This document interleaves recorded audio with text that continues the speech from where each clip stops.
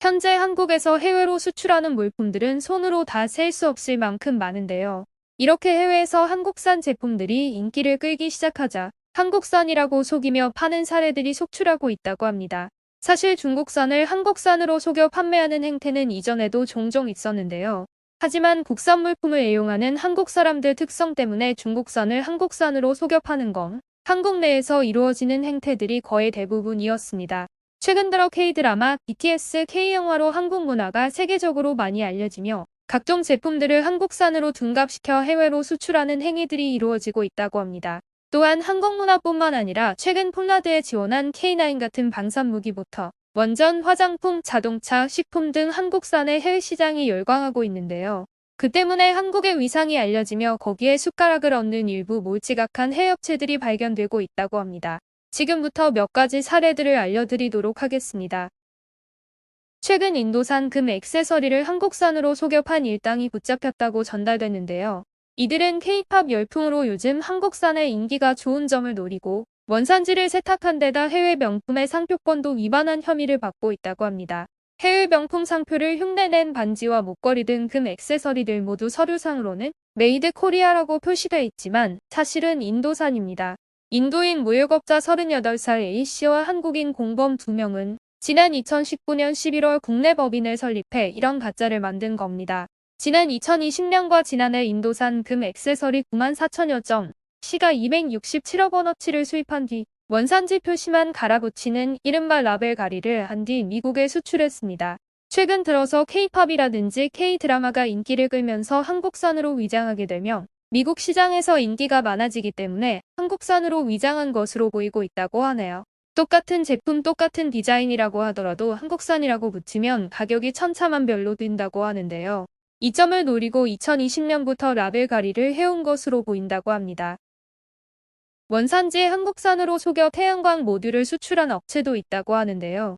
대만과 말레이시아, 중국 등 외국산 태양광 셀로 조립한 태양광 모듈을 국산인 것처럼 속여 미국 등에 수출한 업체들이 관세 당국에 적발됐다고 합니다. 태양광 셀을 연결해 모듈을 만드는 과정은 단순한 조립 수준이기에 태양광 모듈의 원산지는 셀의 원산지로 결정되는데 적발된 업체들은 태양광 셀의 원산지를 표기하지 않고 한국산이라고 표시하는 등 국산인 것처럼 속인 것으로 드러났다고 합니다.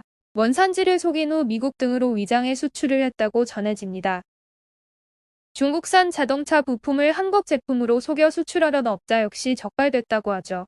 국내 업체 현대모비스 상표를 도용한 자동차 부품 2만여 점을 인천항에서 아프리카와 중동 지역으로 수출하려던 외국인 L씨를 상표법 대여무역법 관세법 위반으로 붙잡았다고 합니다. 적발된 부품은 엔진 피스톤과 브레이크 부품 등 약 1억 원어치입니다. 자동차 같은 경우엔 더할 나위 없이 이젠 비교할 수조차 없는 상태이죠.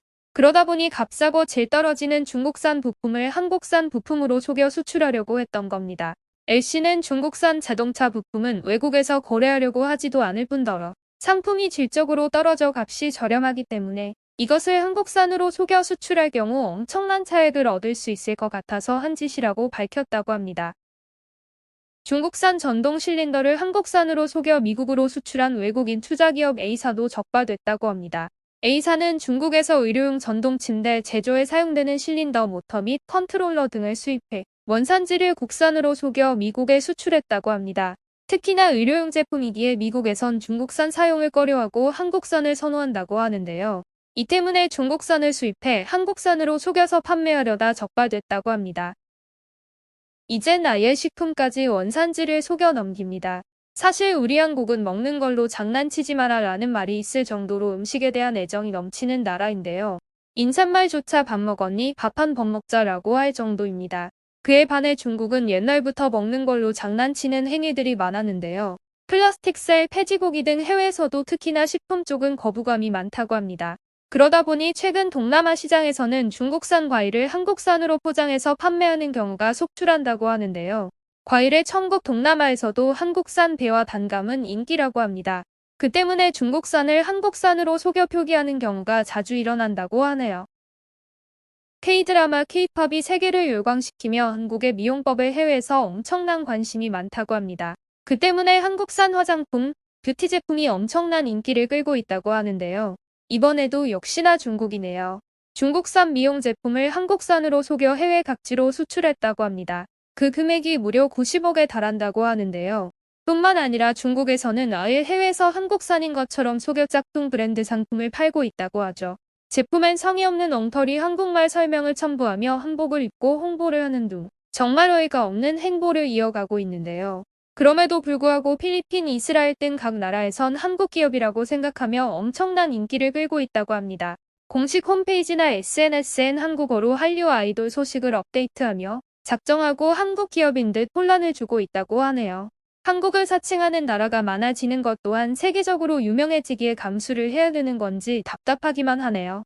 그에 반해 한국은 최근 자동차 수출액이 역대 최고 기록을 갱신했고 인천 강화섬 쌀은 캐나다로, 청송사과는 인도네시아로, 방산무기 수출, 원전 수출, 한국 창작 뮤지컬 마리키리는 일본의 라이선스 수출 등 각종 분야에서 세계의 주목을 받으며 수출 행보를 이어나가고 있다고 합니다.